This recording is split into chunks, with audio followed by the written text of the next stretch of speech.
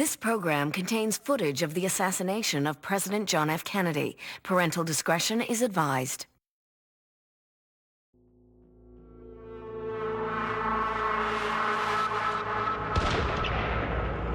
appears as though something has happened in the motorcade route. Something, I repeat, has happened in the motorcade route. There's numerous people running up the hill. What transpires that day in Dallas, Texas, is one of the most contentious mysteries of our time, setting off a hailstorm of criticism and endless conspiracy theories. You don't smell gunpowder unless you're upwind of it. That I was not struck by the first bullet. And the first thing that flashed through my mind was that he had fired. Leading one man on a 25-year quest for the truth. You know what your critics say. They say this is absurd. They rank it with the tooth fairy, bottom of the barrel kind of theory.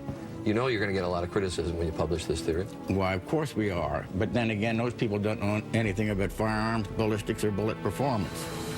Now a second investigator is determined to solve this murder. If you're going to a crime scene and you're trying to work out what's actually going on, invariably you'll find out through your witnesses. They'll solve it for you. Who killed President John F. Kennedy?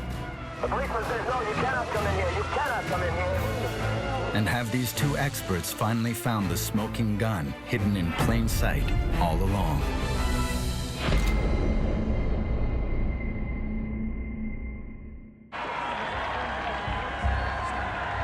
The broad facts of the most famous assassination in history are simple. The usual welcoming committee presents Mrs. Kennedy with a bouquet of red roses. It is a routine visit to Dallas on the presidential campaign trail. The sun is shining, the people are welcoming, and the top of the presidential limousine is down. The president's car is now turning onto Elm Street, and it will be only a matter of minutes before he arrives at the trademark. At 12:30 p.m., shots are fired.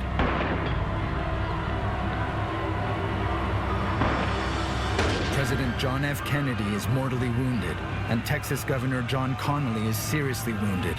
It was definitely the president's car. We could see the First Lady's spacesuit. That's the only identification we could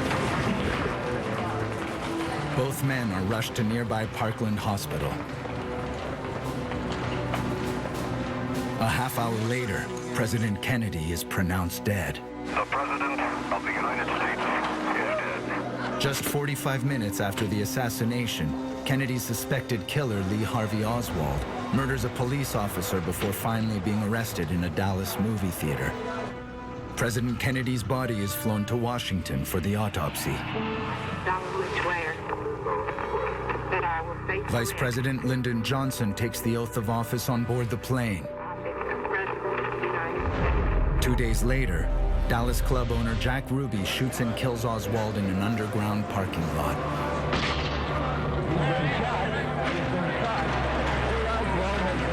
The next day, President Kennedy is buried at Arlington Cemetery. That's where the accepted facts of the Kennedy assassination end, and the mystery of what actually happened begins. In response to widespread suspicion that Lee Harvey Oswald was part of a greater criminal plot, President Lyndon Johnson appoints Supreme Court Chief Justice Earl Warren to investigate. Lee Harvey Oswald's Carcano rifle? Over the next 10 months, in closed court sessions, 552 witnesses give testimony to the Warren Commission, resulting in an 888-page report released to the public. Yet 50 years later, President Kennedy's murder is still shrouded in suspicion, mystery, and conspiracy theories. The majority of Americans still do not believe that Lee Harvey Oswald was a lone gunman. How can a crime that is witnessed by hundreds of people at the scene, filmed by at least 30 of them, watched by millions on television, and more documented than any other assassination in history, remain so unresolved? Many people have tried to come up with an answer, but few with the crime-solving pedigree of Colin McLaren.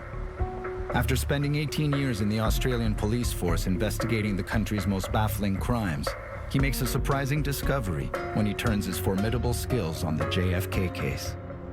I learned that no other career detective had ever undertaken a cold case study, a forensic analysis of all of the evidence, all of the testimony, and I wanted to be the first. Colin McLaren is one of the most celebrated undercover detectives in Australia. During the 80s and 90s, he was responsible for one of the largest undercover stings in Australia's history, one that sent 11 mafia bosses to prison. His time undercover has taught him to solve crimes from the inside. This makes him uniquely equipped to see things other investigators may not. He turns his attention to the most famous one in history. One thing I had to do is I had to see the crime scene. Once I got there, it was quite like a time warp. There was the book depository, the 6th floor window.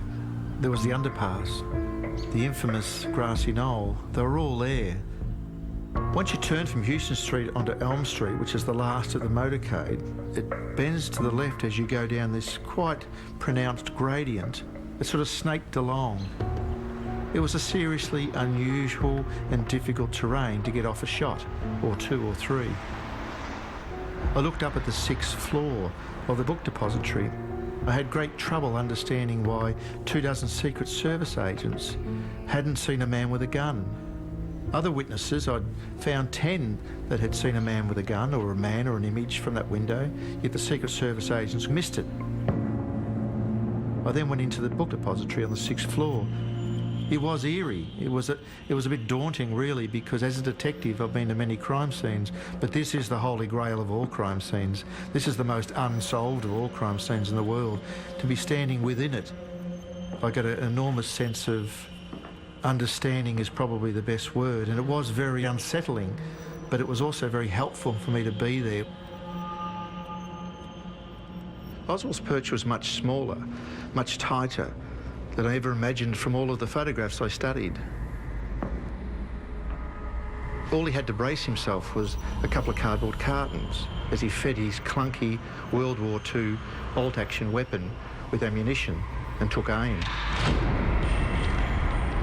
Let's not forget one very important factor, the adrenaline, the pressure, the nerves he must have felt as he sighted up the president. The thing that struck me most about this case, that even after 50 years, with the majority of the American people rejecting the Warren Commission findings, it's those findings that stand today. And that is that a lone nut named Lee Harvey Oswald fired 3 shots in less than 6 seconds and killed JFK. Then Jack Ruby kills Oswald. There was no conspiracy, and both men acted alone. Colin is well aware he's not the first person to seriously question the Warren Commission's findings. In 1967, CBS put these findings to the test. CBS News had a tower and target track constructed to match exactly the heights and distances in Dealey Plaza. The target, a standard FBI silhouette, moved by electric motor at 11 miles an hour, approximately the speed of the presidential limousine. 11 volunteer marksmen took turns, firing clips of 3 bullets each at the moving target. One of the main questions the CBS special asks, is it physically possible to fire 3 rounds in 5.6 seconds or less, using the antiquated Mannlicher Carcano bolt-action rifle Lee Harvey Oswald had used? It is a clumsy weapon to bring to that sort of a fight. Lee Harvey Oswald, let's be honest, he had a bit of junk. It was army surplus, it is incredibly heavy, and is prone to jamming. The sights, of course, weren't aligned properly. The credibility of the Warren Commission's findings rest on this test. A weapons engineer had the best score. 3 hits in 5.2 seconds. His name is Howard Donahue. It takes him 3 tries, but thanks to his efforts, CBS concludes that it's plausible to fire the 3 shots on target in less than 5.6 seconds. Here we have an outstanding ballistics man who did that controlled test. However, it was his 3rd attempt. So he had a few rehearsals. Lee Harvey Oswald, he was on the fly. He had his gun out and he was pointing it and he was shooting. He had no rehearsals and he was riddled with obviously adrenaline and pressure, nerves and probably fear. So I can't accept that he could get 3 away in that amount of time at all. Neither could Howard Donahue. In addition to being the best marksman, he was also a ballistics expert, and his test on CBS News launches him into a personal investigation that would become an obsession. Donahue's quest to re-examine the Kennedy assassination forms the basis of Colin McLaren's modern forensic investigation. Howard Donahue was a ballistics expert. If he hadn't done what he did, I wouldn't be here today. Howard Donahue is no conspiracy theorist, but what he uncovers, he believes is a terrible secret, long hidden from the American people. My father initially got interested after the CBS test shoot. It was like a domino effect of figuring out more stuff. It never ended. It just kept going on and on and on.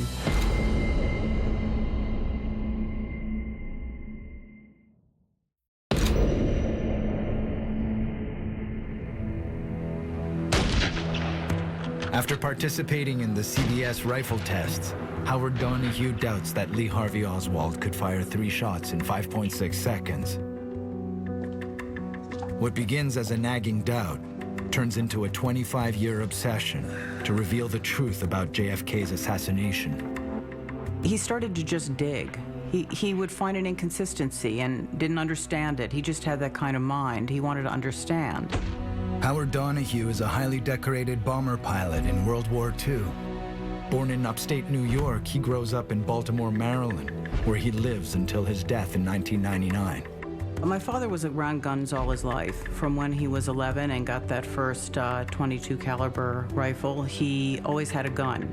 As a child, Colleen Donahue is immersed in her father's enthusiasm for guns and obsession with JFK's assassination.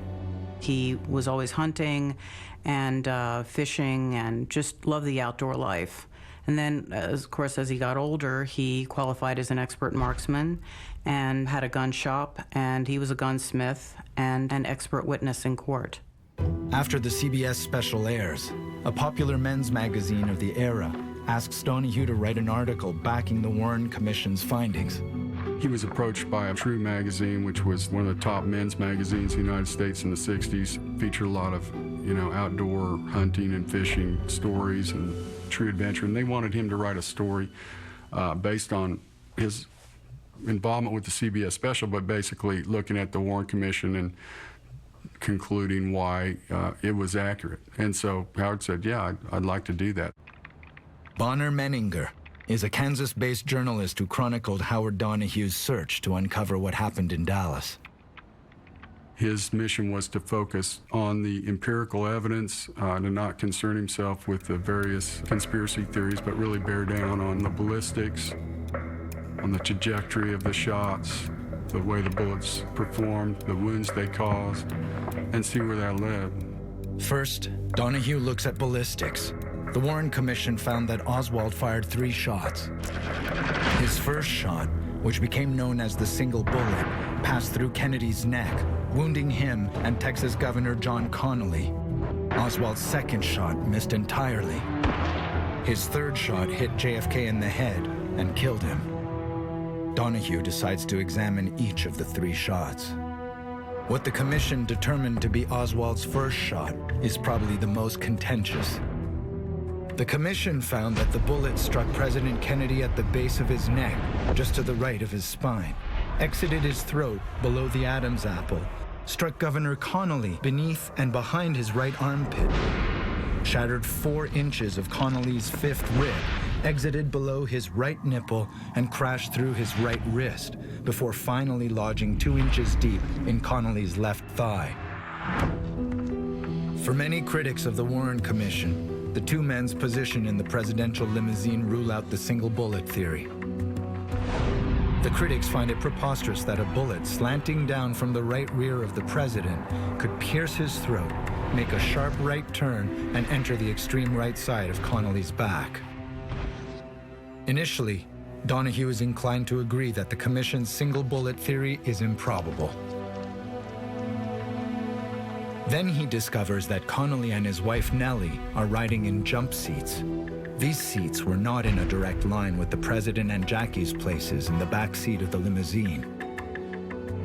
The jump seats were close to the center of the car and much lower than the bench seats the Kennedys rode in, which means that Governor Connally was sitting much lower and farther inboard than it appeared. Donahue places Connally where he was actually sitting, with his body turned. The bullet's trajectory lines up perfectly. To Donahue, the slug's seemingly impossible dog-leg turn now makes perfect sense. Donahue makes an amazing discovery. He proves that the Warren Commission's often ridiculed single bullet theory is in fact correct, despite the fact that the Commission got the shot's trajectory completely wrong. But another inconsistency in the Warren Commission's findings continues to puzzle Donahue. The Commission's critics argued that the bullet that hit Kennedy and Connolly was too pristine to have ripped through two men. A bullet, in fact, was found at Parkland Hospital, which was considered likely to have been from Governor Connolly. It was found on a stretcher, and the bullet was relatively intact, and critics said, well, how could a bullet have gone through two men and caused so many wounds and not been damaged? Howard went down to the National Archives in Washington and looked at the bullet with the jeweler's loop, and to his trained eye, the bullet, in fact, was deformed and not pristine. This contention that the bullet was perfect was a fallacy. This is further proof to Donahue that the Warren Commission's single bullet theory was correct. But does the bullet match the gun? Firearms expert FBI agent Robert Frazier answers that question before the Warren Commission. Mr. Frazier, I now hand you Commission Exhibit 399, which is a bullet which was found in the Parkland Hospital following the assassination. Are you familiar with this exhibit? Yes, sir. This is a bullet which was delivered to me in the FBI laboratory on November 22nd. And did you examine this exhibit to determine whether it had been fired in Exhibit 139, Lee Harvey Oswald's Carcano rifle? Yes, sir. And what was your conclusion? It was. Exhibit 399 was fired from the rifle 139. The FBI tests showed that the marks on the bullet matched the chamber of Lee Harvey Oswald's rifle. That's equivalent to fingerprints. That is to the exclusion of all other rifles? Yes, sir. Arlen Specter, assistant counsel for the Warren Commission, is credited with conceiving the Commission's single bullet theory. Did you hear shots? Many critics of the report believe Specter geared his questions to continuously support this theory. Donahue agrees that the single bullet struck the two men, but he wonders if that was actually the first of the three shots, as the Commission found. Donahue recalls Governor Connolly's frequent public disagreements with this key finding. I am convinced beyond any doubt that I was not struck by the first bullet. I know that I heard the first shot, that I turned to my right to see what was happening. Seeing nothing, I was in the process of turning to my left, and I was struck by a second shot. The third shot struck the president, but did not strike me. Now, as I said earlier, this testimony was presented to the Warren Commission. They chose to disagree with my interpretation and my memory of what had occurred. Donahue discovers that the testimony of Senior Secret Service agent Roy Kellerman also contradicts the Commission's order of shots. Roy Kellerman was riding in the front seat of the presidential limousine. Right. He describes what he heard after the first shot. There was a report like a firecracker, pop. And as I turned my head to the right to view whatever it was or see whatever it was, I heard a voice from the back seat, and I firmly believe it was the president's. My God, I'm hit. And I turned around, and he's got his hand up like this. Indicating right hand up toward his neck? That's right, sir. How could President Kennedy say this if that first shot had cut through his throat and windpipe the way the Commission said it did? And if that first shot didn't strike the president, where did it go? Why did the Warren Commission say that the first shot hit JFK in the back of the neck? There is ample corroborative evidence from many witnesses that saw the first shot hit the pavement and ricochet off. Virgie Rachley was a bookkeeper at the book depository. In her Warren Commission statement, she says she saw a bullet bouncing off the roadway. So you were standing directly in front of the Texas School Book Depository building? Yes. Tell me what you saw. Well, after he passed us, then we heard a noise, and I thought it was firecrackers because I saw a shot or something hit the pavement. What did it look like when you saw it? Well, As I said, I thought it was a firecracker. It looked just like you could see the sparks from it. Is it possible that a fragment from this ricochet bullet struck Kennedy, causing him to exclaim, "My God, I'm hit," before he was shot through the neck by the second bullet? Donahue thinks so, and is now convinced that the Warren Commission got the order of the first two shots wrong. As he progressed, more and more inconsistencies emerged, and he asked himself more and more questions, and then you can't stop. Next, Donahue turns to the third and fatal headshot, leading him to his most shocking discovery. Howard couldn't believe it.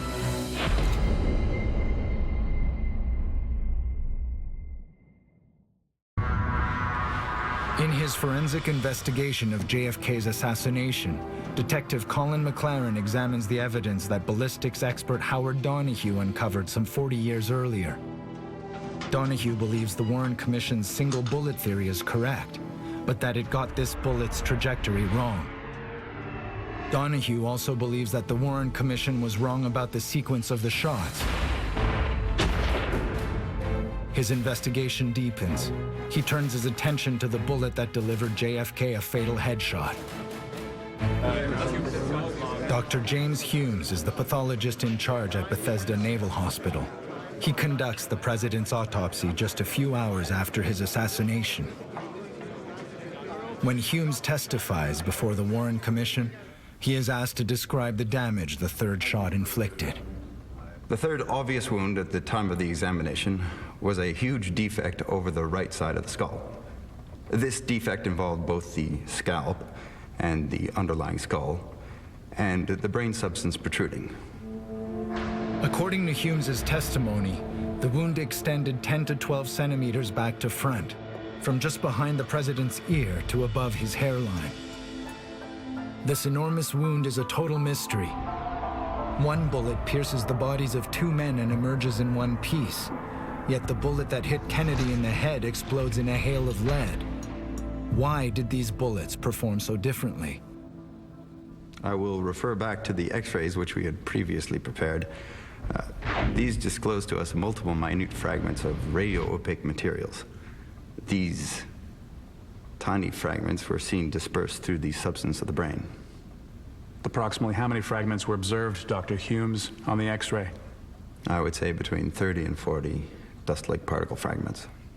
This is not the work of a 4-metal jacket bullet. This is more the work of a frangible bullet that is designed to explode violently upon impact.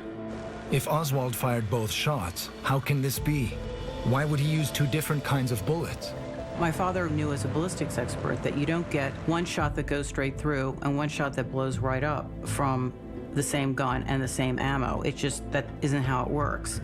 But this seemed to be something that everybody was either overlooking or just not talking about. And that was a glaring omission to him, and he realized that this was the key to the whole thing. Colin McLaren wants to see the difference in bullet performance, starting with the full metal jacket bullet that Oswald used in his Mannlicher Carcano rifle. This is a 4-metal jacket round. It's a Carcano 6.5mm round. It's designed for warfare.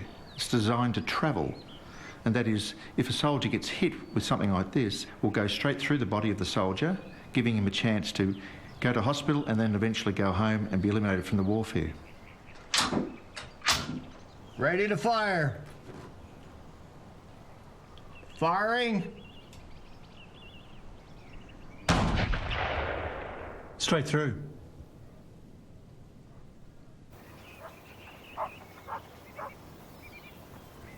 Colin, I think we're seeing a typical full metal jacket drive-through.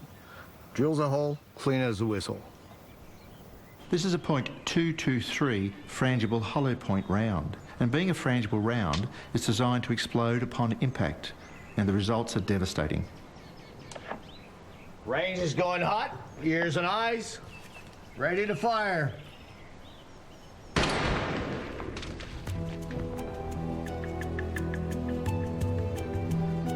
Donahue has concluded that the bullet which struck Kennedy in the head is inconsistent with the ammunition used in Oswald's rifle. He now focuses on the size of the entrance wound in Kennedy's skull. This wound in the right posterior region was the measurement that I gave before. I believe 15 by 6 millimeters.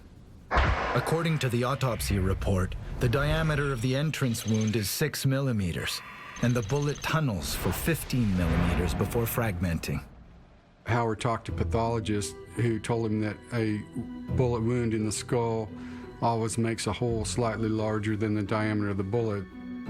But Oswald's Carcano bullets are 6.5 millimeters in diameter. If the shot had come from Oswald's Carcano rifle, the entrance wound in JFK's skull would have to be at least that diameter or bigger. If the entrance wound is only 6 millimeters in diameter, it's simply impossible for a 6.5 millimeter Carcano bullet to have impacted JFK's skull. Once again, Howard had identified something that nobody else seemed to tumble to in terms of the implications of this evidence, but it's pretty significant. Donahue concludes that the kill shot was caused by an exploding frangible bullet from another weapon. If so, why were 3 spent Carcano shells found at Lee Harvey Oswald's sniper perch? The advocates of the lone gunman theory will always mention the 3 spent casings that were found in Oswald's perch. One of them was away from the other 2, and Howard Donahue explains the single one perfectly. It was dented and probably used as a chamber plug. Could you just show us how that's done, Pierre? Sure. That is to stop moisture and grit from getting into the chamber. Evidence from the crime scene indicates that Oswald may have ejected this chamber plug before taking his sniper position at the window. It's compelling evidence that Oswald fired only 2 shots. So if the fatal headshot didn't come from Lee Harvey Oswald's rifle, where did it come from? Donahue now revisits the shot's trajectory to see if he can find the answer. The Warren Commission calculated the headshot came down at a declination of just under 16 degrees. The trajectory from the book depository was 16 degrees down and about 6 degrees right to left, based on the midline of the vehicle.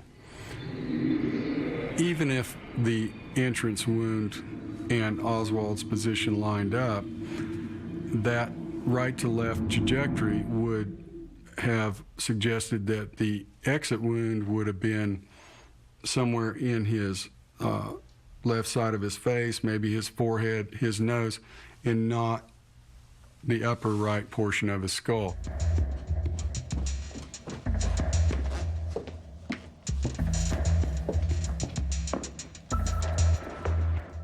Donahue decides to conduct his own trajectory tests. He uses the Warren Commission's autopsy exhibits to determine the bullet's entrance and exit points.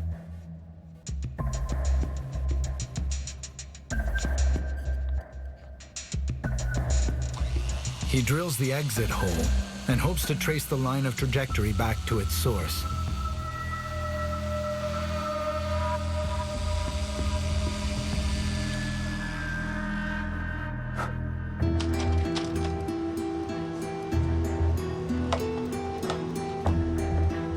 Donahue slides a dowel through the skull to line up the trajectory with the position of President Kennedy's head at the time of the 3rd shot. He determines that the shot was fired behind JFK, but from a much lower angle than the 6th floor window of the book depository. Howard couldn't believe it. Howard believed that it was absolutely impossible for the trajectory from Oswald's sniper position to have caused the wound that Kennedy suffered in his head, based on where the autopsy physicians placed the entrance wound and where the exit wound was on the upper right side of his head.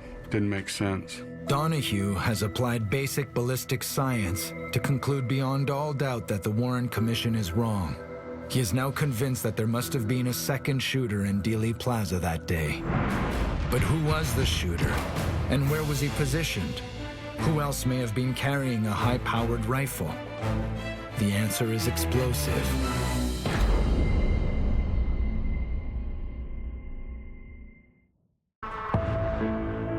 Based on his analysis of the headshot, Howard Donahue believes that a second gunman fired the shot that killed John F. Kennedy.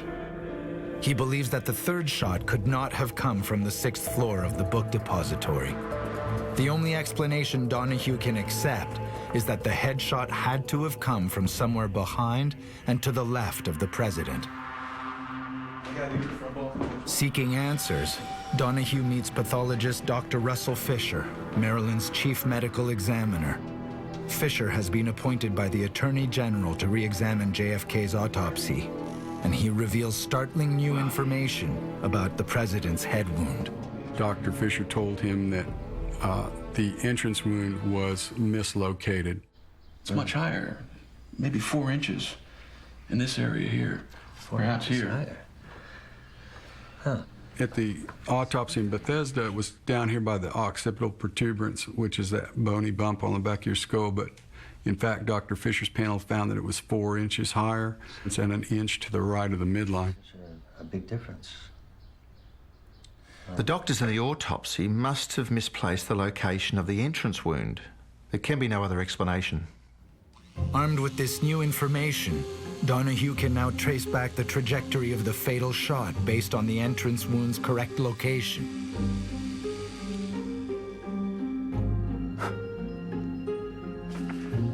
What he discovers comes as a complete shock.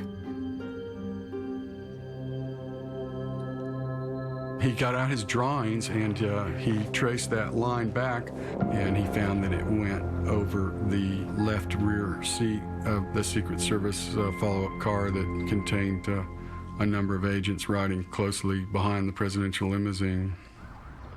I'm standing in the exact spot where JFK suffered his fatal headshot wound. And with fresh information and new photographs, Howard Donahue made a sensational discovery that helps you understand this case. He followed the line of trajectory from that fatal wound, and he discovered that it didn't emanate from high up on the 6th floor window of the book depository. In fact, it was lower down behind me where the Secret Service follow-up car is.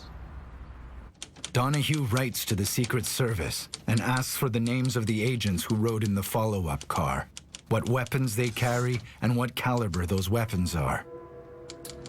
The Secret Service replies that they do not disclose the types of weapons they use, other than agents are issued .38 caliber revolvers. The letter adds that Secret Service agents fired no shots at the time of the assassination. While Donahue looks at the Warren Commission report from a ballistics viewpoint, Colin McLaren studies it with the detective's eye, and he finds eyewitness evidence of gunfire at street level. There is 10 witnesses that claim to have smelled gunpowder at the time of the shooting at street level. Dallas patrolman Earl Brown is standing on a railway bridge looking down at the motorcade as it races to Parkland Hospital. I heard those shots and then I smelled this gunpowder. You did? It'd come on, oh, I'd say a couple minutes later or so. At least it smelled like it to me. That day the wind was blowing at 15 miles per hour, away from Patrolman Brown, that is towards the book depository. So for him to have smelled gunshot residue, it would have had to have drifted up as the motorcade went underneath him, and that's what he told the Warren Commission, exactly that. Dallas Mayor Earl Cabell and his wife Elizabeth are sitting in a convertible 4 cars back from the presidential limousine. Well, I turned around to say to Earl, "Earl, that was a shot." And just as soon as I got the words out, the 2 second shots rang out. Do you remember anything else? I was acutely aware of an odor of gunpowder.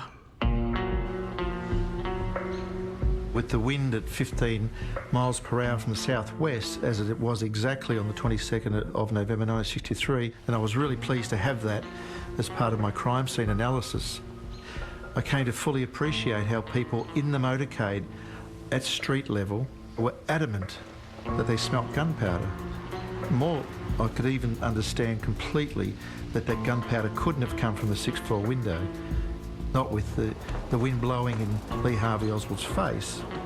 To Colin McLaren, the testimonies from witnesses who smelt gunpowder at street level are strong evidence of a second shooter.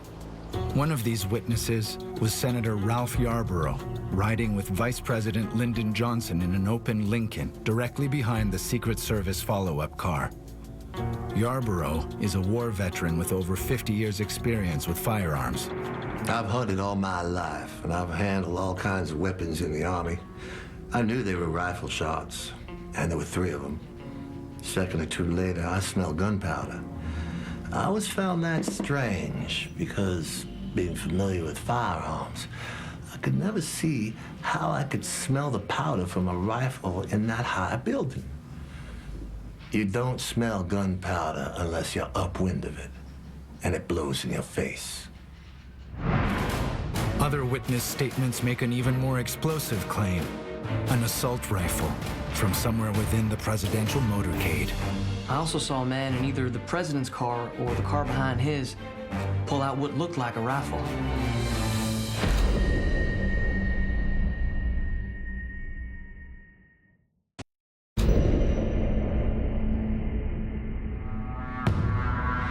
The trajectory of the third shot leads back to the Secret Service follow-up car. The Secret Service denies that any of their guns were fired that day, yet 10 witnesses smelt gunpowder at street level. I was acutely aware of an odor of gunpowder. If a second gun was fired, whose was it? Veteran police detective Colin McLaren researches this mystery.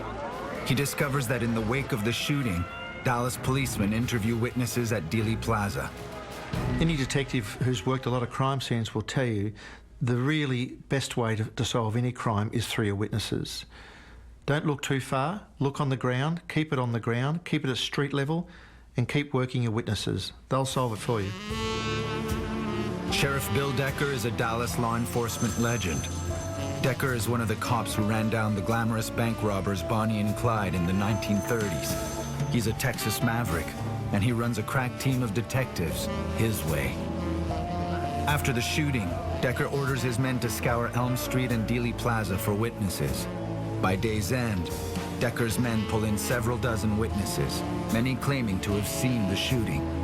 If you're going to a crime scene and you're trying to work out what's actually going on, invariably you'll find out through your witnesses. Of course, you've got to grab them at the very start while they're hot and commit them to paper. The Dallas Sheriff's Office found the best type of witness, those that saw something on the day and were prepared to make statements before they could be corrupted from outside influences. For Colin McLaren, the eyewitness testimony is the key to solving the most famous crime in history. I heard at least 2 shots fired. 22-year-old Hugh Betzner is standing alongside the motorcade taking photographs. I also saw a man in either the president's car or the car behind his pull out what looked like a rifle. Hugh Betzner is just one of the people to see a gun at the scene. McLaren discovers that there are others. Senator Ralph Yarborough is in the motorcade. He also states that he saw a Secret Service agent pull out a rifle.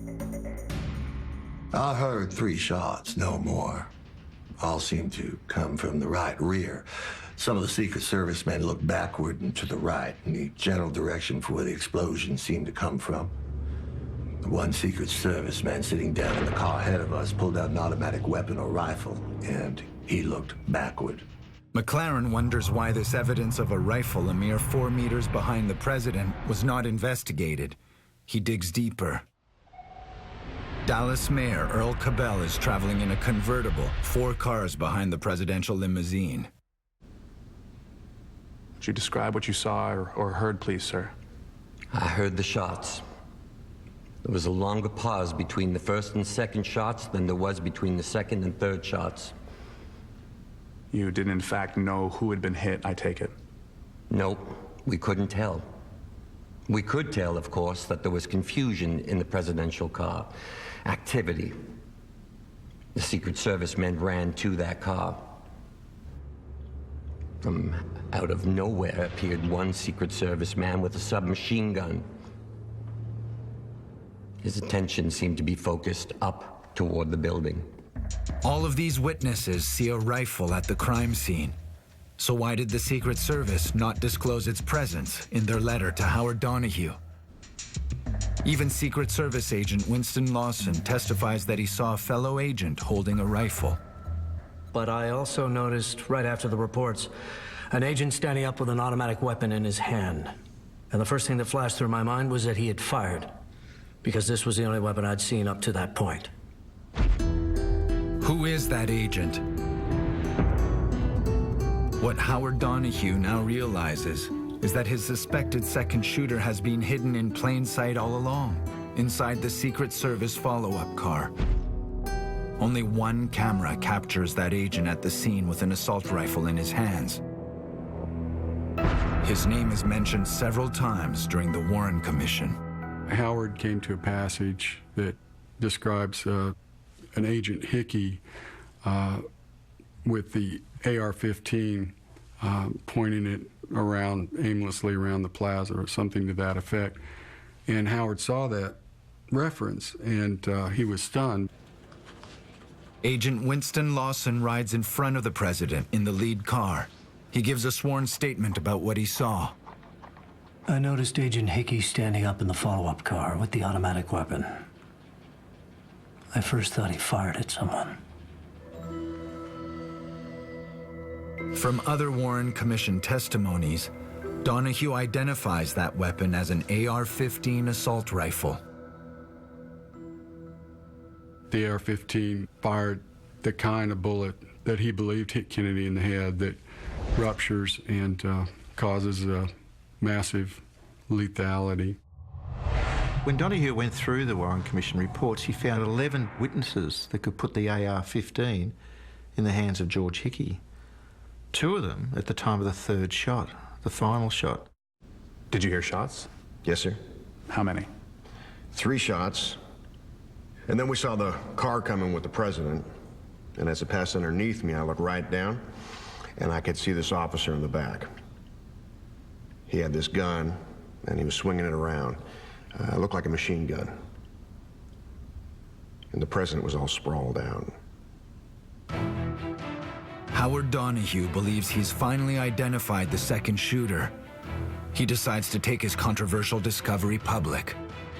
Howard had been approached by a reporter with the Baltimore Sun about doing a story. It appeared as a 2-part Sunday magazine article in the spring of 1977. In the article, Donahue reveals his groundbreaking theory, but does not name George Hickey as the second shooter. For the first time in years, the Baltimore Sun Sunday edition sold out.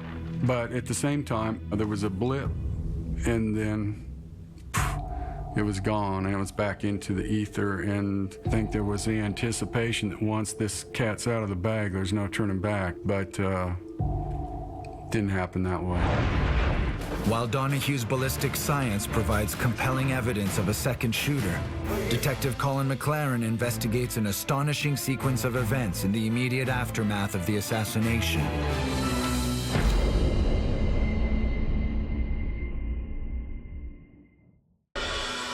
Ballistic science expert Howard Donahue believes he has proven that the 2 bullets which struck JFK could not have come from the same gun. He identifies Secret Service agent George Hickey in the presidential follow-up car as the second shooter. Through forensic analysis of the witness statements, Colin McLaren agrees with Donahue's theory. He now examines the behavior of the Secret Service at Parkland Hospital directly after the shooting. And just now we've received reports here at Parkland that Governor Connolly was shot in the upper left chest, and the first unconfirmed reports say the president was hit in the head. By all accounts, the 2 hours at Parkland Hospital was sheer pandemonium.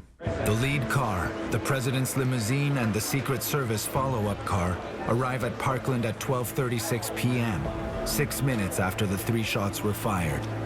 Senator Ralph Yarborough is among those in this bloody motorcade. I walked up to the car where Mrs. Kennedy was still there on the back seat, lying there with her head bowed over, covering her husband's head, his blood running down her leg and on her clothes, and twice saying, "They've murdered my husband. They've murdered my husband."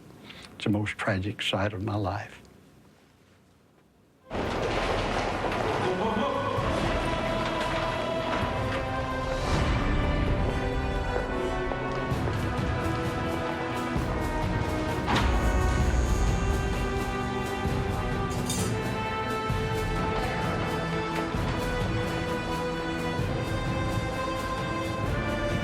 Secret Service agent George Hickey, armed with his AR-15 rifle, receives orders to protect Vice President Johnson at the hospital.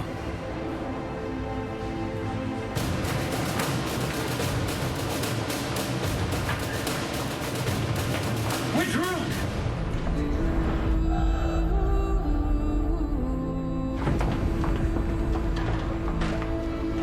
Right here.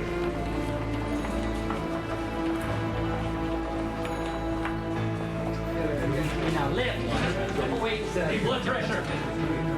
Secret Service agent Roy Kellerman calls Washington. Yeah, we have an incident here in Dallas. The president and the governor have been shot. We're at the emergency room at the Parkland Memorial Hospital. Once Hickey helps to secure Johnson in the hospital, he returns the AR-15 to the follow-up car. He is then asked by one of the president's aides to find a priest. A priest has been ordered. Emergency supplies of blood also being rushed to the hospital.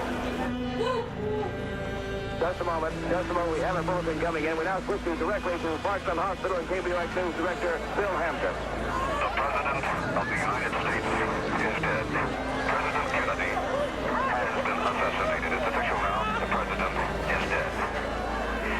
Women here in shock. Some have fainted.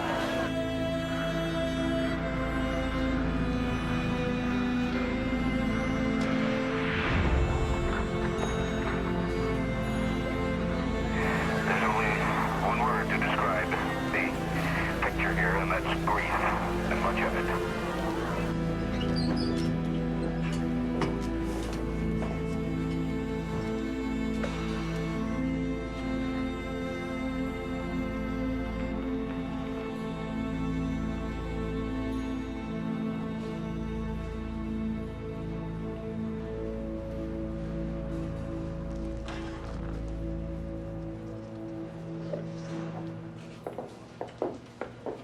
Texas law requires that an autopsy be performed before the body can be shipped out of state.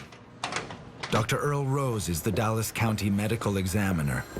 He is well aware of the law and is adamant about protecting all evidence from the crime scene. But Agent Roy Kellerman wants to take JFK's body to the president's hospital near Washington. The body cannot leave this hospital until after an autopsy has been performed.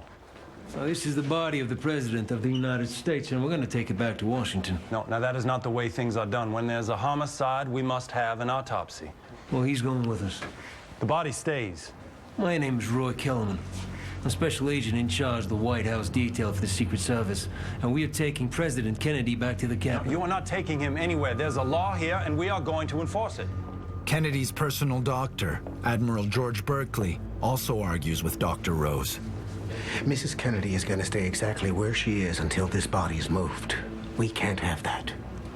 We are removing this body. Now, this is the President of the United States, and there should be some consideration in an event like this. Now, that doesn't matter. You cannot lose the chain of evidence. My friend, that part of the law can be waived. Now, either you move, or we run it over you.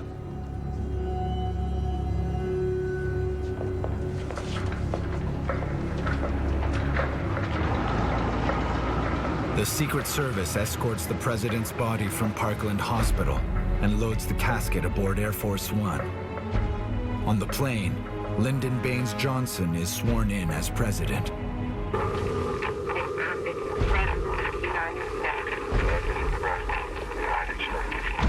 I was struck by the heavy-handed manner in which the Secret Service and the presidential aides removed the body from Dallas. Was it simply a panicked reaction to the chaos of the moment? Or was it more a deliberate attempt of a cover-up of what happened earlier that day in Dealey Plaza? To get inside the motives behind the Secret Service's actions, McLaren retraces their steps leading up to the assassination. As Kennedy and his entourage drive through Dallas, Secret Service agents are entrusted to protect the President and the First Lady at all costs. President Kennedy has made 83 trips in the past year alone. It had become common on the Kennedy detail to log an average of 80 overtime hours each month. During the Texas trip, The Secret Service detail is working double shifts. The past 3 days have been brutal, with no end in sight. The night before the assassination, a number of the Secret Service agents go out on the town. Secret Service agents are a dedicated, close-knit band of brothers. The downsides of the job are long hours, endless pressure, and lots of time away from home. Heart attacks, alcoholism, and even suicide are occupational hazards. The Secret Service agents put JFK to bed just after midnight, and then for some strange reason they went bar hopping, and they were seen to be in the company of scantily clad women, as the Warren Commission called it, strippers in other words. And the drinking went on until just after 5 a.m. before they went back to their rooms to prepare themselves for a 7 a.m. start.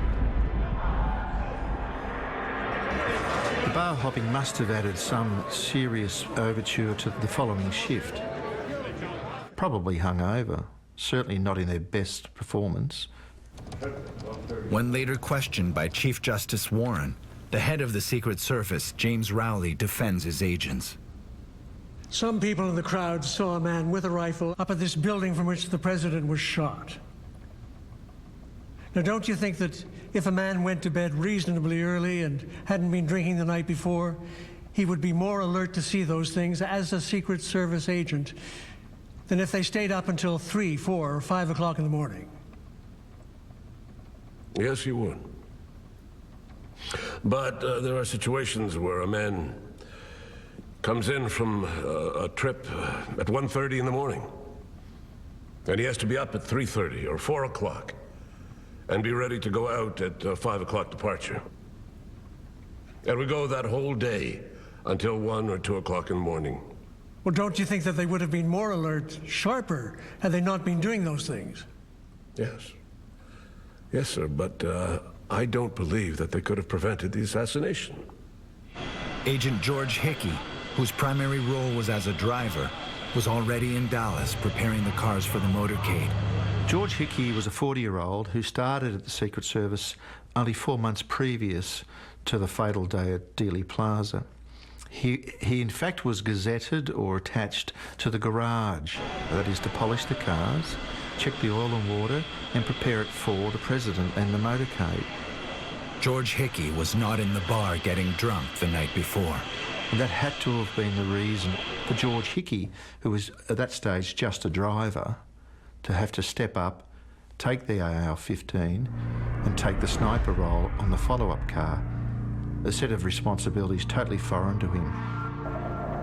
In the days immediately after the assassination, the Secret Service agents are ordered to write statements about their actions that day, including George Hickey. The last shot seemed to hit his head and cause a noise at the point of impact, which made him fall forward and to his left again. At the end of the last shot, I reached to the bottom of the car and picked up the AR-15 rifle, cocked and loaded it, and stood partway up in the car and looked about. At this point, the cars were passing under the overpass, and as a result, we had left the scene of the shooting. I kept the AR-15 rifle ready as we proceeded at a high rate of speed to the hospital. George Hickey's version of what happened is interesting. He claims that he had hold of the AR-15 just as they were going underneath the underpass. Yet, you've got 11 different witnesses who gave testimony that say very clearly he had hold of the weapon at the time of the third shot. That is, of course, back on Dealey Plaza. Interestingly again is, of those 11, 7 of them are Secret Service agents. Another eyewitness saw a completely different picture than the one Hickey portrays. Sam Holland is standing on top of the underpass at the time of the shooting. Holland gives a sworn statement to the Dallas Sheriff's Office. Yeah, after the first shot, the Secret Service man raised up in the seat with a machine gun, and then he dropped back down in the seat. Agent Roy Kellerman confirms that this weapon is in the motorcade in his Warren Commission testimony. We have an AR-15. It's out of its case. It won't be shown. It could be laying on the floor, but she is ready to go. Ready to go means that the assault weapon is cocked, loaded, one up the spout, and safety on. In the case of George Hickey, all he would have had to have done was flip the safety, point, and shoot. But that's not what Agent Hickey claims in his written statement. I reached to the bottom of the car and picked up the AR-15 rifle, cocked and loaded it, and stood partway up in the car and looked about. Why did Hickey say he cocked and loaded the AR-15 when Kellerman testifies it was ready to go? Earl Warren confronts Secret Service Chief James Rowley about the use of assault rifles in the motorcade. Well, I'm thinking this. As you go along in the motorcade, you have men who are scanning the buildings along the route, don't you? Yes, sir. And they have submachine guns in one of their cars? No. Warren knows from other testimony that this is not true. For security reasons, I'd like to... Rowley evades the question. We have no machine guns now. Well, I thought I just heard this in the record here, that they had some kind of guns. We had some weapons, new weapons, yes, sir. So here we have a situation where the latest weapon in the Secret Service arsenal, the AR-15, is withdrawn immediately after. The unusual behavior of the Secret Service doesn't end in Dallas. That's all fragments up there. Mind your own business.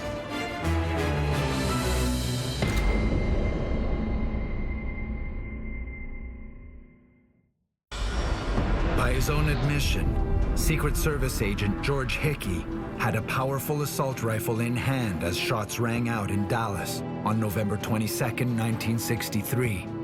At the end of the last shot, I reached to the bottom of the car and picked up the AR-15 rifle. But eyewitnesses contradict his statement. You've got 11 different witnesses who gave testimony that say very clearly he had hold of the weapon at the time of the third shot. If the fatal shot was fired by Hickey, the behavior of the Secret Service becomes more intriguing. Why did they refuse to allow an autopsy to be performed at Parkland Hospital in Dallas? Air Force One touches down at Andrews Air Force Base outside Washington at 5:58 p.m. The streets have been cleared for a beeline run to Bethesda Naval Hospital, 28 miles away. JFK's personal physician, Dr. George Berkeley, is also the head of Bethesda Naval Hospital. Berkeley has arranged for the hospital's chief pathologist, James Humes, to conduct the autopsy. Humes and his team know their efforts here tonight will be critical to any criminal proceedings against the crime's perpetrator.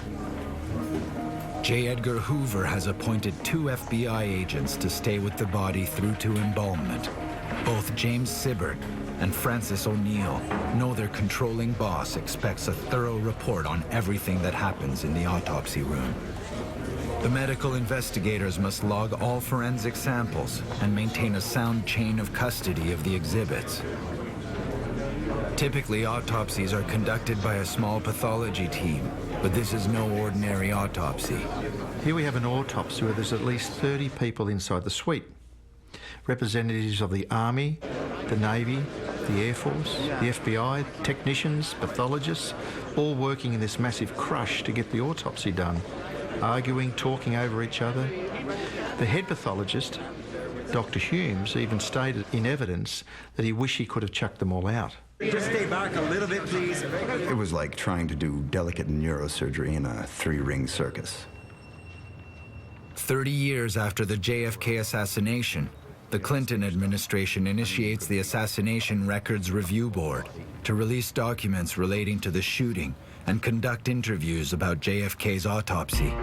Colin McLaren has access to vital information that was not yet declassified during Howard Donahue's investigation in the 1970s. By the early 90s, most Americans still believed the truth about the assassination had not been told. This public sentiment increased with the release of the film JFK by Oliver Stone. In response, Congress passed the JFK Records Act, which led to the ARRB interviews. In 1995, the ARRB subpoenaed all records to do with the Dallas trip from all agencies involved. They wanted to inspect all the books. Unfortunately, the Secret Service destroyed their documents, all their records, the week earlier. Of course, why would they do that? Did the Secret Service have something to hide? From the outset, McLaren sees basic forensic practices being ignored. Secret Service agent Roy Kellerman's clothes are spattered with JFK's brain matter. Their clothing should have been bagged up and treated as exhibits. They were witnesses to one of the worst crimes in history, and they should have been treated as witnesses. They should never have been there, yet they stayed for the duration. Despite the chaos in the autopsy room, the pathologists agree that a bullet penetrated the lower region of the president's neck, just below the collar line, at the shoulder. JFK's neck wound was very neat. The entry was only 7mm in diameter, which suits a 6.5mm 4-metal jacket round. At the Parkland Hospital in Dallas, Governor Connolly receives treatment for a similar neat, clean wound. Dr. Humes, I should take this. News reaches the Bethesda autopsy room that a 6.5mm full metal jacket bullet has been found on Governor Connolly's hospital trolley. Humes and his team mentally tick off their first missing bullet. JFK's headshot wound is a different story altogether. The round responsible for it clearly hit the president in the back of the head, causing a massive wound 130mm in diameter. Humes concludes the head wound is the result of a bullet that's exploded. The left cerebrum was disrupted by the explosive force of the missile as it entered near there. I didn't need a neuropathologist to see that the man's brain was blown.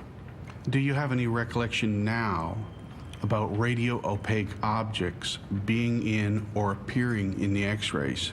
Yes, in the skull. There are some little tiny fragments of radio-opaque material which we thought to be bullet fragments. Very fine, sort of granular-looking material. Went almost as far forward as the frontal bone. We need to clear the room. X-ray technician Gerald Custer carries out the instructions of Dr. Humes. Thank you. Custer, it's all yours. Thank you. Good. Clear. Once Custer has taken an X-ray, he rushes upstairs to his photographic laboratory to process the exposures and bring them back for the pathologists to view. Gerald Custer testifies that the autopsy room was a scene of loud debate and that he witnessed the doctors being harassed. The commotion level was astronomical. The decibel level was extremely high. You had to scream at people at times. Custer's superior, Dr. John Ebersole, approaches him. The first time you were asked not to discuss the autopsy, that was which time? In the morgue. Okay, in the morgue. That was on the night of the 22nd? On that night. Okay, and who was it who asked you not to speak of... Dr. Ebersole. He made it perfectly clear I was not to speak of this. If you could, convey the sense of the words that he gave you as best as you can. Keep your mouth shut. Okay, that's perfectly blunt. The intimidation Custer recounts is about to escalate. Colin McLaren discovers just how far the Secret Service will go to keep the autopsy classified. After I signed the gag order, I was told that if anything, no matter what got out, it would be the sorriest day of my life, and that I'd spend most of my time behind prison walls.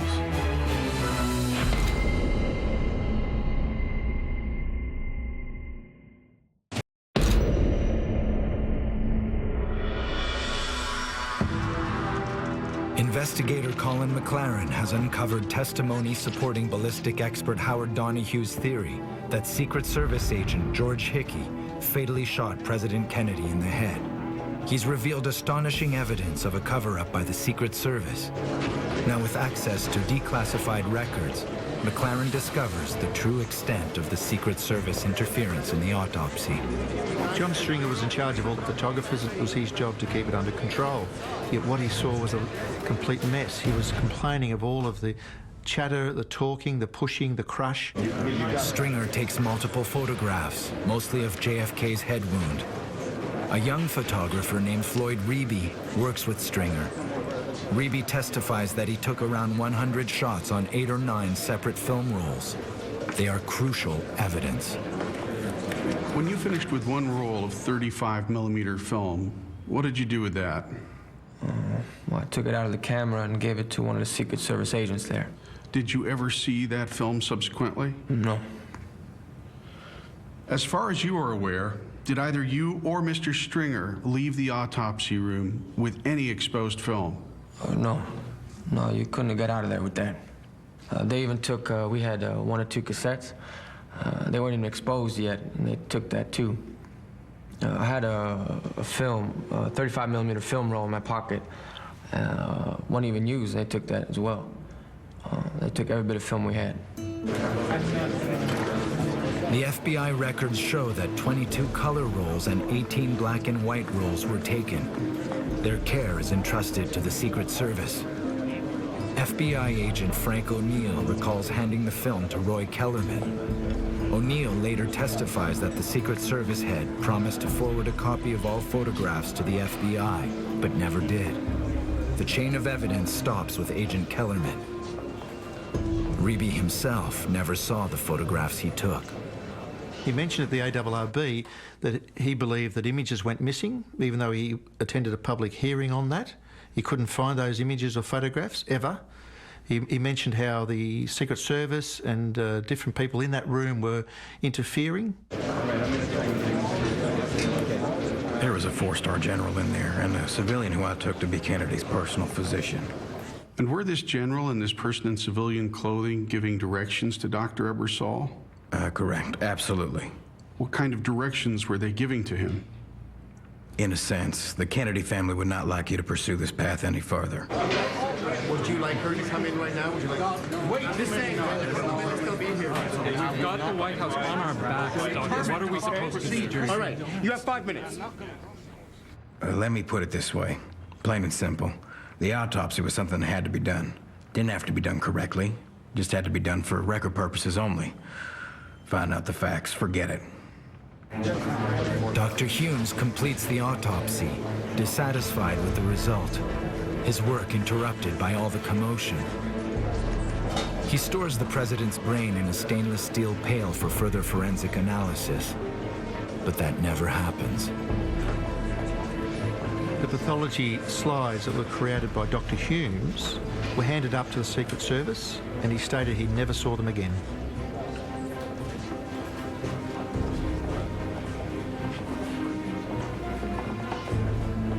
If everything in the autopsy suite was on the up and up, you would have had a cause of death sorted out within about 3 or 4 hours. The pristine bullet would have been matched to the neck wound of JFK, the head wound, there would have been a greater understanding of that. All the exhibits would have been bagged, labelled, and a proper continuity and signatures would have taken place. But unfortunately, none of that happened. Dr. Humes? Yes? Do you mind if I have a quick word with you? Do you mind, please? Shortly after the autopsy, Dr. Humes's boss, George Berkeley, informs him that Robert Kennedy wants his brother's brain. He asked me would I give him the brain, which I promptly handed to him in a pail. Then the mystery really begins, because what happened after that, I don't know. What George Berkeley did with the brain is the mystery of the century. And why I so easily acceded to his wishes, I don't know. Other than he was talking about Bobby and the family and what they want. I need you to make x-rays of fragments of the president's skull. Days after the autopsy, Dr. Ebersol returns from a meeting at the White House with the Secret Service. He has a strange request for Gerald Custer. Did Dr. Ebersol say anything to you about metal fragments? He gave me 3 or 4 different metal fragments varying in size, and he asked me to tape them to the bones. And did you tape them to the bones? Yes, sir. Custer's explosive testimony is evidence of a complex cover-up orchestrated by the Secret Service. I could honestly say that. He says that he was asked to manufacture an X-ray that would obscure detection of an explosive frangible bullet by placing full metal jacket bullet fragments on JFK's remains. Did Dr. Ebersol ask you to tape the metal fragments to the bones after he returned from the White House? Are you able to say with certainty? Absolutely. As soon as he walked in, it was the first thing he said. I want these bone fragments x-rayed with these metal fragments taped. There was no doubt that Gerald Custer was asked to falsify an X-ray, and he did what his boss had asked him to do, even though he would regret it for the rest of his life. Well, that was the most traumatic. After I signed the gag order, I was told that if anything, no matter what got out, it would be the sorriest day of my life, and that I'd spend most of my time behind prison walls. A few days later, photographers Floyd Reeby and John Stringer are approached by a Secret Service agent. You mentioned something related to a secrecy oath. Well, we were told that this was classified information under the National Security Act, and we had to read it and sign it. If we talked about it to anybody at all, well, we'd be court-martialed. John Stringer, whose exposures were confiscated at the autopsy by the Secret Service, is also forced to sign a gag order. Virtually everybody in that autopsy suite that day was forced to sign a gag order. As Colin McLaren re-examines the Warren Commission report, he concludes that Assistant Counsel Arlen Specter has his own agenda. They came to realise that the Warren Commission themselves weren't interested in finding the truth.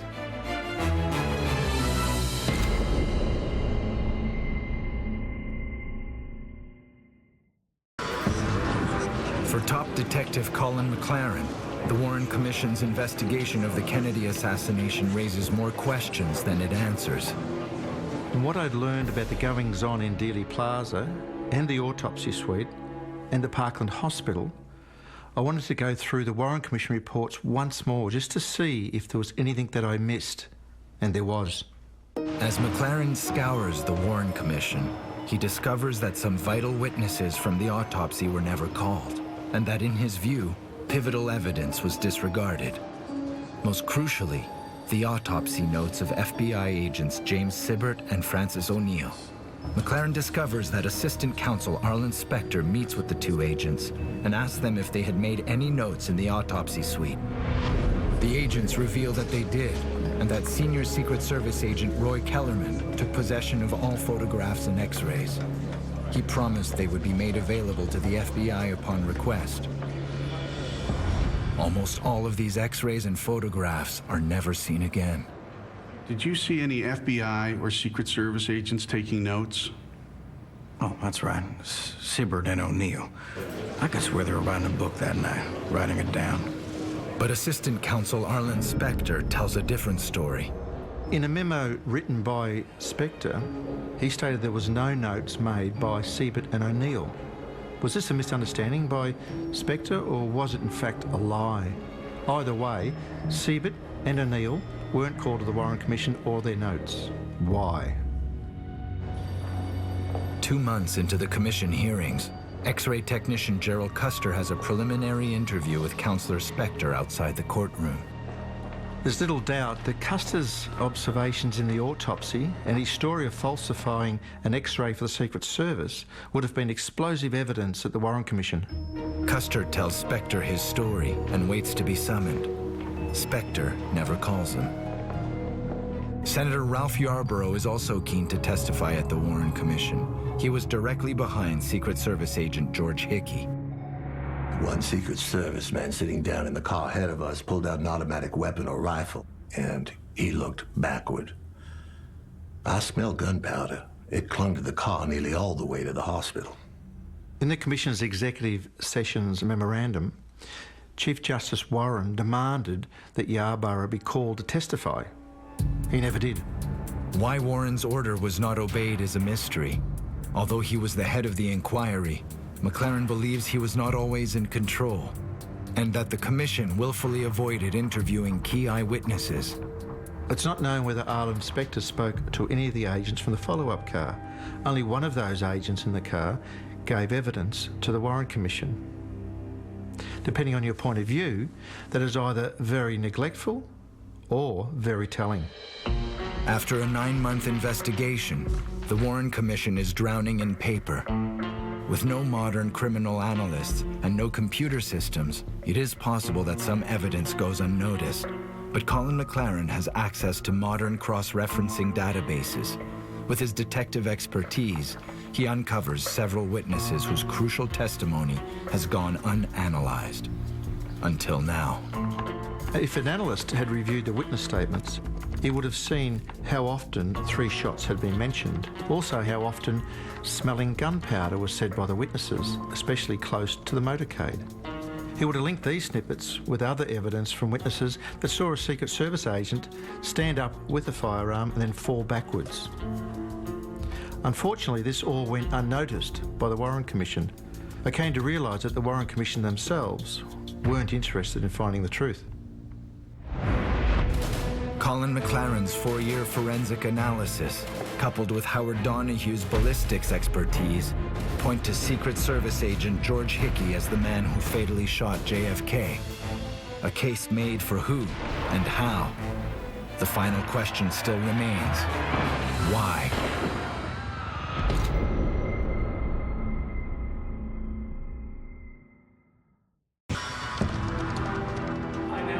In his examination of the massive Warren report, Colin McLaren sees an investigation that is uninterested in finding the truth. It's the only logical conclusion McLaren can make, given the exclusion of so many eyewitnesses who gave testimony at the Dallas Sheriff's Office. The two men in the front of the car stood up, and when the second shots were fired, they all fell down and the car took off. Was Marvin Faye Chisholm talking about the follow-up car when she saw two men stand up and then fall backwards? We'll never know. She was never asked to testify. I saw a flash of pink, like someone was getting up and then sitting back down in the car. Well, the flash of pink could have been the AR-15 muzzle blast or gunshot residue. A number of things, but nobody asked.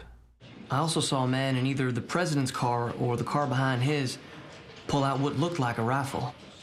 Mr. Betzner took 3 photographs, which were seized and sealed by Decker's men. However, Betzner himself was never called to the commission, nor were his photographs. Gene Hill is a bystander who was only 6 meters away from JFK at the time of the assassination. I saw the president grab his chest and fall forward, and I think I saw a few men in plainclothes shooting back. Gene Hill was called to testify at the Warren Commission. She mentioned that she thought the agents were firing back. Arlen Spector never persevered, never asked her why or what made her think that. He changed the subject. Why wouldn't he want to know what she meant by that the agents were firing back? Sheriff Decker was in the lead car, looking back towards a follow-up car. His observations could have been very important to the Warren Commission. Unfortunately, he was never called. If ever there was a blatant omission of evidence by witnesses, the motorcade itself would be it. Behind the follow-up car was another 12 vehicles at the tail end of the motorcade. Of the 12 vehicles, all but one was open top. They contained members of the press as well as dignitaries, and they're all facing forward. However, the Warren Commission didn't call them all. They only called 6, and of that 6, 4 smelt gunpowder at street level. Why didn't the Warren Commission call them all? For McLaren, the Warren Commission report is a document of omission. Witnesses who aren't called, testimony that isn't heard, questions that aren't asked, and evidence that is ignored. McLaren concludes that the U.S. government is covering up Secret Service agent George Hickey's fatal shot. But why did Hickey shoot the President of the United States? Ballistic expert Howard Donahue has a simple answer. Agent Hickey reached down on the seat beside him, grabbed the AR-15, bring it to his shoulder. He flipped off the safety, and at that time he fell over backwards and the gun went off, striking President Kennedy in the back of the head. Was there a conspiracy to kill JFK? Howard was agnostic about that. What he did do was show that it couldn't have come from the grassy knoll because there's no entrance wound on the front of Kennedy's face and no exit wound on the back, and it couldn't have come from the overpass because there was 12 other people up there. What Howard proved, in my view, was that Oswald didn't fire that shot, and most likely it was fired by Agent George Hickey from the follow-up car accidentally. In the panic of the moment, you know, in the chaos of combat, he's trying to respond, he's trying to do his job. He's probably already acquired Oswald visually, going to return fire, and fate intervenes.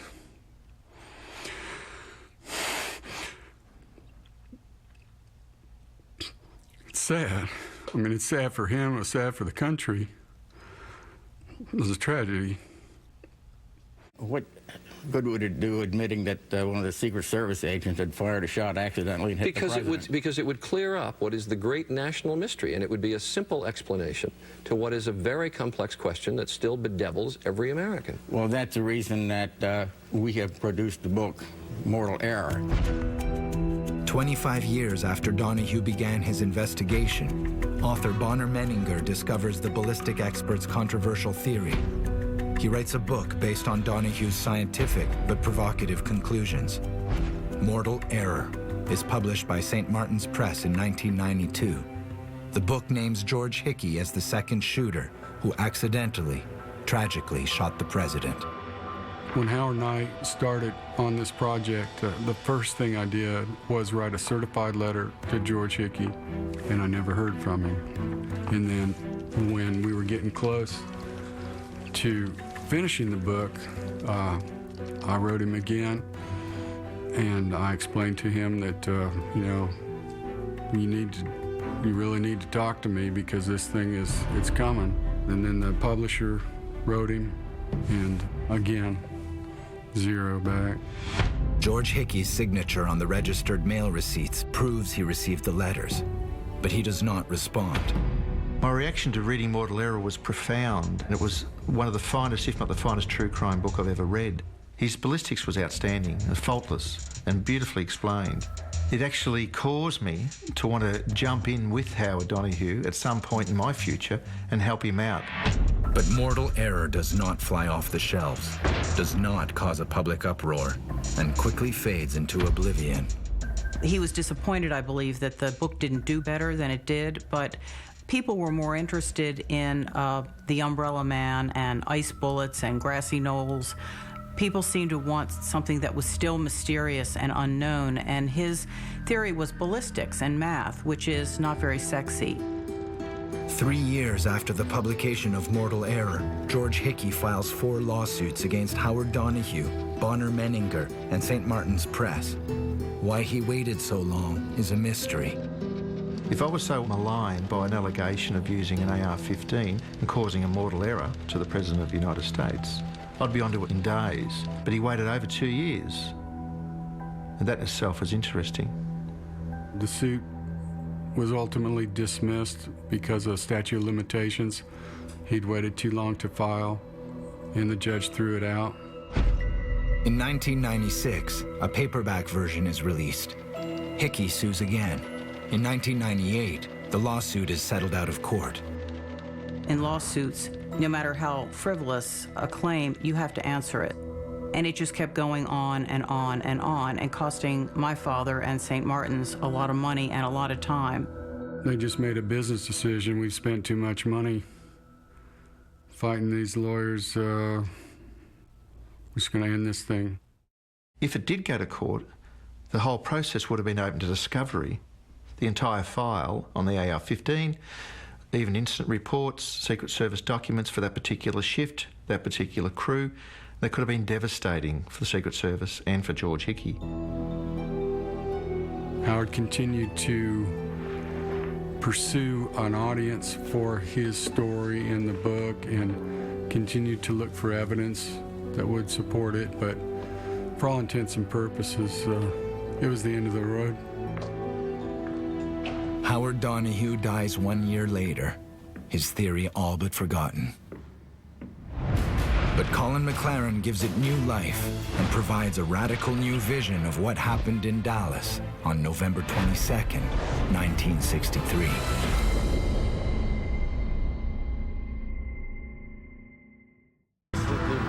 Howard Donahue's 25-year quest to expose the truth inspires Colin McLaren to investigate this famous murder mystery and prove Donahue's remarkable theory. Both men agree that the third shot that hit Kennedy was the result of a tragic accident. I really believe this is what happened. 3 shots are fired. The first is by Lee Harvey Oswald. It misses, but a ricocheting fragment of the bullet hits the president, causing him to say, "My God, I'm hit." At the sound of gunfire, Agent George Hickey turns to look up at the 6th floor window. Oswald fires again. The second bullet enters the president's back and exits his neck, hurtling forward into Governor Connolly's back and exiting through his chest. Hickey picks up the AR-15 to return fire and flicks off the safety. As the follow-up car lunges forward, he loses his balance and accidentally pulls the trigger. The presidential car is rushed to Parkland Hospital, and a massive cover-up begins. This forensically constructed account has long been supported by previously ignored eyewitness statements. I saw the president grab his chest and fall forward, and I think I saw a few men in plainclothes shooting back. After the first shot, the Secret Service man raised up in the seat with a machine gun. Both Donahue and McLaren find that 11 people are able to put the assault rifle in George Hickey's hands at or before the time of the third shot. 7 of the 11 are Hickey's fellow Secret Service agents. McLaren and Donahue also identify 10 people who testify that they smelt gunpowder at street level, at or around the time of the shooting. You don't smell gunpowder unless you're upwind of it, and it blows in your face. To McLaren, the behavior of the Secret Service agents at Parkland Hospital is evidence they knew one of their agents shot JFK. Documented accounts of physical and verbal threats and the determination to prevent an immediate autopsy, despite the law, speak to a cover-up. Well, either you move, or we run it over you. The autopsy in Bethesda, Maryland is also suspicious to McLaren. Mind your own business.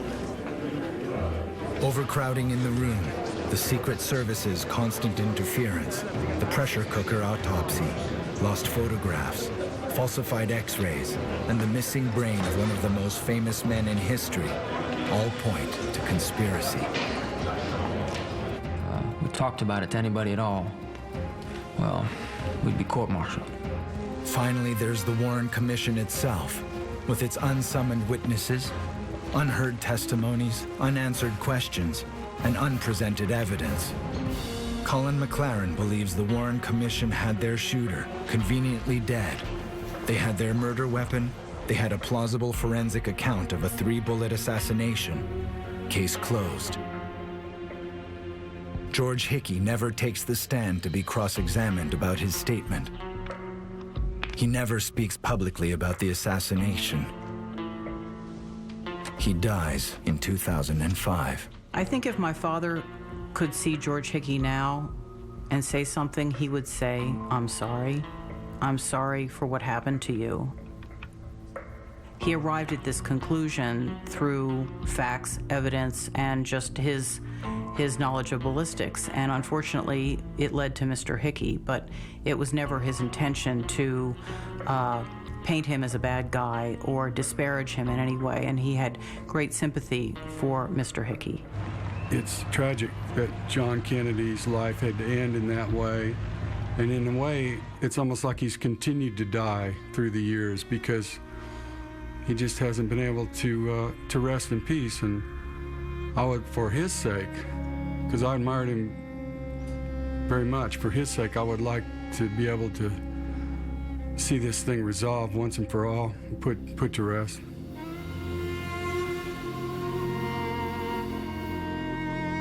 Understanding the real cause into the death of JFK isn't about blackening the name of any individual or organisation. It's about the truth and supplying a definitive answer to the American people. An answer no more complex than a tragic accident colliding with a foolhardy assassination attempt. Maybe it's time to see the smoking gun and then to quietly close the door behind history's most talked about and debated crime scene.